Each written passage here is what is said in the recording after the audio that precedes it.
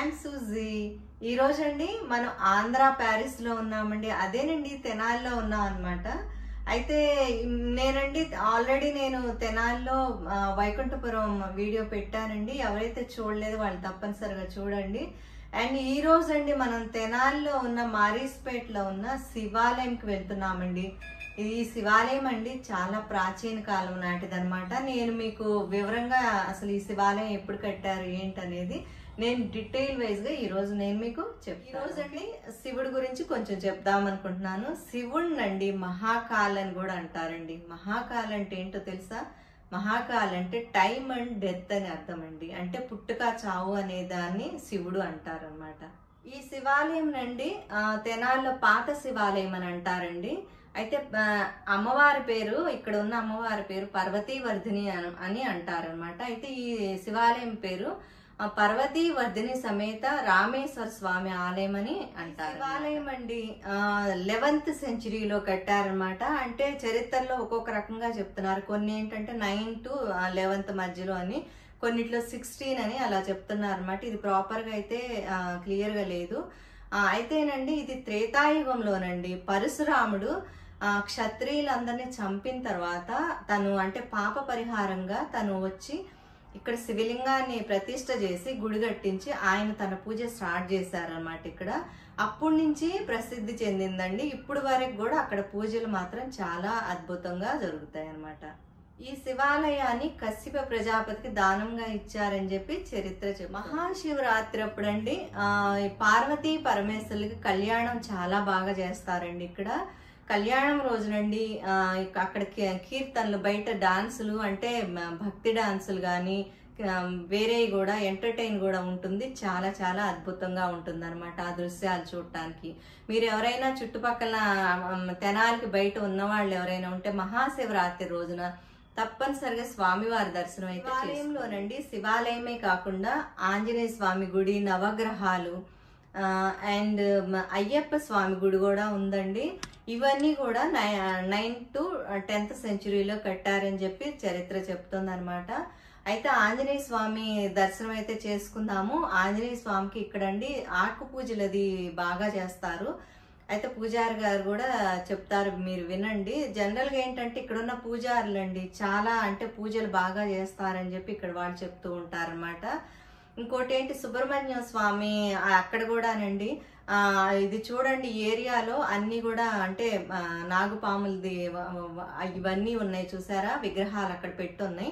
వాటి మధ్యలోనండి శివలింగం పెట్టారనమాట. అంటే మీ పర్సనల్ గా వెళ్ళి మీరు అభిషేకం కూడా మీ సొంతంగా అక్కడ చేసుకోవచ్చు అనమాట. అంటే గుళ్ళోకి వెళ్ళినప్పుడు మనం గర్భగుడిలోకి రానియరు కాబట్టి ఇక్కడైతే మీ పర్సనల్ గా కూడా బయట చేసుకోవచ్చు. నవగ్రహ శాంతులు, ఎవరికైతే పెళ్లిళ్ళు కానాళ్ళు ఉంటారో వాళ్ళకు కూడా వీళ్ళు పూజలు చేస్తారండి. సంతానం లేని వాళ్ళకి ఇక్కడ మొక్కుకొని గనక ఆ పూజలు చేయించుకుంటే తప్పనిసరిగా సంతానం కలుగుతుందని ఇక్కడ వాళ్ళు చెప్తారు. మీరు ఎవరైనా అంటే తెలియని వాళ్ళు ఎవరైనా ఉంటే తప్పనిసరిగా మీరు వచ్చి ఆ గుళ్ళో పూజారులతో మాట్లాడుకుని మీకేమైనా సమస్యలు అయ్యి ఉంటే కనుక తప్పనిసరిగా మీరు వాళ్ళకి చెప్పి పూజలు చేయించుకుని తప్పనిసరిగా అందరూ అంటే హ్యాపీగా ఆరోగ్యంగా ఉండాలి, అనుకున్నాయని తీరుతాయి అని చెప్పి అందరూ అంటారు. వాళ్ళతో పాటు నేను కూడా అదే అనుకుంటున్నాను. మీ అందరి కోరికలు కూడా తప్పనిసరిగా నెరవేరుతాయి. ఇక్కడండి స్వామి అయ్యప్ప గుడి ఉందండి. జనరల్ గా ఏంటంటే స్వామి అయ్యప్ప గుడి అంటేనే లేడీస్ రానివ్వరండి. 50 years దాటిన వాళ్ళు మాత్రమే ఆ స్వామివారి గుడిలోకి వెళ్ళటానికి ఇది ఉంటుంది, పర్మిషన్ ఉంటుంది అనమాట. అయితే ఇక్కడండి పూజలు ఎక్కువగా నవంబర్ నుంచి డిసెంబర్, జనవరి వరకు పూజలు బాగా చేస్తారు వీళ్ళు. మాలలు వేసుకోవటం కానీ పూజలు కూడా ఎక్కువగా చేస్తూ ఉంటారు. అప్పుడైతే చాలా సందడిగా కూడా ఉంటుందండి. అసలు ఆ విగ్రహం గాని ఎంత అద్భుతంగా ఉందో చూడండి. ఈ విగ్రహం కూడానండి 11th సెంచరీలో కట్టారని చెప్పి చరిత్రలో చెప్తుంది అనమాట. అయితే ఇవన్నీ కూడా ఎంత అద్భుతంగా ఉన్నాయో చూడండి. అసలు ఆ గుడిలో ఆ చుట్టుపక్కల ఉన్న అందాలు, విగ్రహాలు అసలు ఎంత అద్భుతంగా ఉన్నాయో. ఏంటంటే తెనాలి రామకృష్ణ గారు ఉన్నారు కదా, ఆయన కూడా ఈ గుడికొచ్చి పూజలు చేశారని చెప్పి అంటే పూజారులు చెప్తున్నారండి. నిజంగా చాలా గ్రేట్ అనిపించింది. ఆయన కూడా వచ్చి ఇక్కడ పూజలు చేశారు అనేది.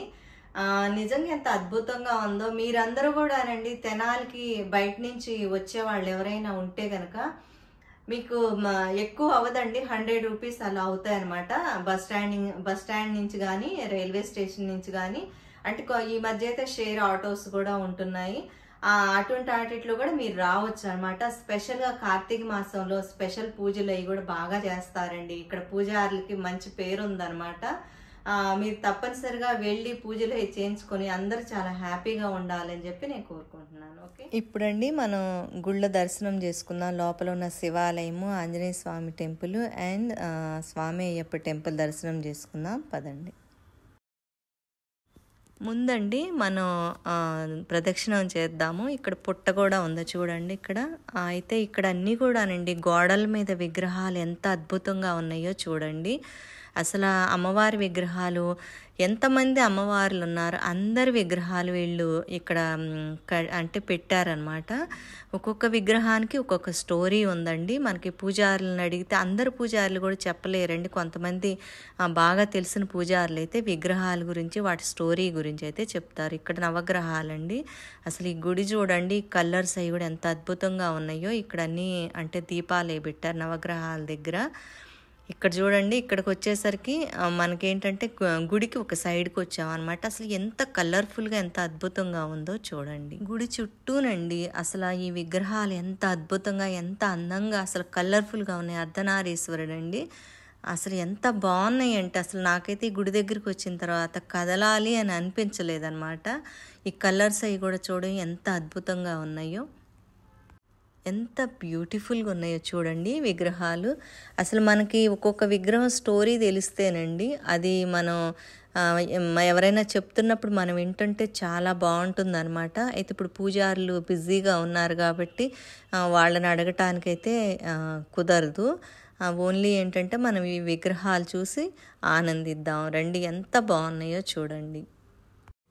ఎంతమంది దేవుళ్ళు ఉన్నారో అందరి విగ్రహాలు అయితే వీళ్ళు పెట్టారండి. చాలా చాలా బ్యూటిఫుల్గా ఉందన్నమాట. మెయిన్ ఎంట్రన్స్ దగ్గర నుంచి స్టార్ట్ చేసుకుంటూ వెళ్తే కంప్లీట్గా గుడి సరౌండింగ్ అంతా విగ్రహాలే ఉన్నాయి.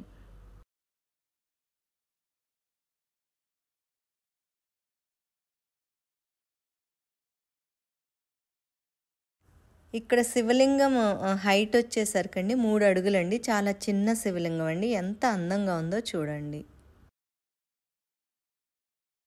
ఇక్కడ చూడండి సుబ్రహ్మణ్య స్వామి దగ్గర శివలింగం ఉందండి. ఆయన ఎవరో అభిషేకం కూడా చేస్తున్నారనమాట. మీరు పర్సనల్గా చేసుకోవాలనుకున్న వాళ్ళకి ఇక్కడ చేసుకో. ముందు ఆంజనేయ స్వామి దర్శనం చేసుకుందామండి, తర్వాత పూజారి గారితో కూడా మాట్లాడదాము. ఆయన ఏం చెప్తారో విందాం. 60 ఏళ్ళు దాటింది అంటే మీరు ఆంజనేయ స్వామి పూజారా? అవునండి. శ్రీ సువచ్చల సమేత వాచాకరణం చేసుకుని వాక్యాకరణం చేసుకుని ఆంజనేయ స్వామి యొక్క అనుగ్రహం పొందాలని నిగ్రహంతో ఆ స్వామి వారి యొక్క పూజ చేసుకుని నమస్కరించుకుంటే సకల కోరికలు బాధలు అన్ని నీటి బాధలు తీరిపోతాయి.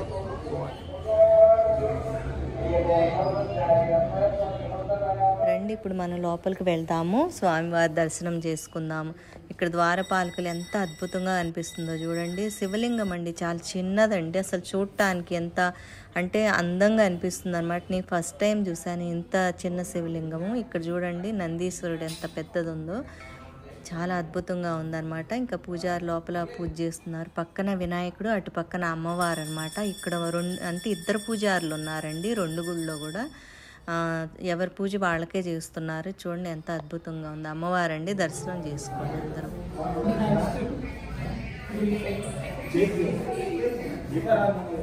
ఇప్పుడు మనము స్వామి అయ్యప్ప గుడికి వెళ్తున్నామండి. నిజంగా ఎంత అద్భుతంగా ఉందో చూడండి. విగ్రహం కానీ ఆ గుడి కానీ అసలు చూడటానికి చాలా అసలు కలర్ఫుల్గా చాలా బాగుంది. మనం లోపలికి వెళ్ళటానికి లేదు కాబట్టి బయట నుంచే మేము దర్శనం చేసుకున్నాము. అలాగే మీరందరూ కూడా తప్పనిసరిగా దర్శనం. ఒకసారి గుడికి వచ్చిన తర్వాత ఇంకా గుళ్ళో గంట మోతలండి, ఇంకోటి ఏంటి పూజారుల మంత్రాలు నిజంగా మనసుకి ఎంతో హాయిగా అనిపిస్తాయండి. చాలా అద్భుతంగా ఉంటుంది ఇక్కడ వాతావరణం. మనం ఒకసారి ఇక్కడికి వచ్చామంటే నిజంగానే మైమర్చిపోయినట్టుగా అనిపించింది అనమాట. ఈ గుడి చుట్టూ కూడా చూడండి ఎంత కలర్ఫుల్గా ఎంత బాగుందో. ఈ స్వామి అయ్యప్ప టెంపుల్ అనమాట. ఇక్కడ ఒకటండి పూజారులు అయితే వాళ్ళ టైం ప్రకారమే ఉంటారనమాట. ఇంకా పగలంతా అయితే గుడి ఓపెన్గానే ఉంటుంది. ఇక్కడ చూడండి ఎవరు లేరు, మనం లోపలికి వెళ్ళకూడదు కాబట్టి బయట నుంచే దర్శనం చేసుకుందాం. ఓకే అండి, వీడియో ఎలా ఉంది? ఈ రోజుతో శివాలయం దర్శనం అయితే మనకు అయ్యింది. మరి ఈ వీడియో మీకు నచ్చిందా? నచ్చినట్టయితే లైక్ చేయండి. ఇంతవరకు ఎవరైతే సబ్స్క్రైబ్ చేయలేదో వాళ్ళు చేయండి. బెల్ ఐకాన్ క్లిక్ చేసినట్టయితే మీకు మా నెక్స్ట్ వీడియో నోటిఫికేషన్ అయితే మీకు వస్తుంది. ఓకే, షేర్ చేయండి. ఎందుకంటే ఈ వీడియోని మీరు షేర్ చేస్తే ఇంకా కొంతమంది వాళ్ళకి వెళ్తుంది కాబట్టి. చాలా మందికి ఏంటంటే తెనాలి అన్ని ఆలయాల గురించి అండి అందరికీ తెలియదండి. నేను అందుకే స్పెషల్గా ఇది ఎక్స్ప్లోర్ చేద్దామని చెప్పి నేను ఇక్కడికి వచ్చాను. నాకైతే చాలా హ్యాపీగా అనిపించింది ఈసారి నేను తెనాలిని ఎక్స్ప్లోర్ చేశాను. అంటే నాకు మేమున్న తక్కువ పీరియడ్లో మాకు ఇంతే టైం దొరికింది కాబట్టి ఈ 2 టెంపుల్స్ వరకు నేను ఎక్స్ప్లోర్ చేశాను అనమాట. వైకుంఠపురం అనేది ఏంటంటే చాలా మంది పెట్టారు వీడియోలు. ఈ శివాలయం అయితే కొంచెం నాకు తక్కువ మంది పెట్టినట్టుగా అనిపించింది అనమాట. నాకు ఈ రోజైతే చాలా హ్యాపీగా అనిపించింది. శివాలయం దర్శనం నేను చేసుకున్నాను, మీ అందరికి కూడా నేను దర్శనం చేపించానని నేను అనుకుంటున్నాను. తప్పనిసరిగా మీరు సపోర్ట్ చేయండి అండ్ కామెంట్స్ అయితే తప్పనిసరిగా చేయండి. ఇది ఎలా ఉంది, టెంపుల్ ఎలా ఉంది, శివాలయం ఎలా ఉంది, అండ్ ఆంధ్ర ప్యారిస్లో ఉన్న మన తెనాలి ఎలా ఉంది అనేది కూడా మీరు, అంటే తెనాలి అవుట్ సైడర్స్ ఎవరైనా ఉంటే తప్పనిసరిగా మీరు కామెంట్స్ చేయండి. Okay, thank you.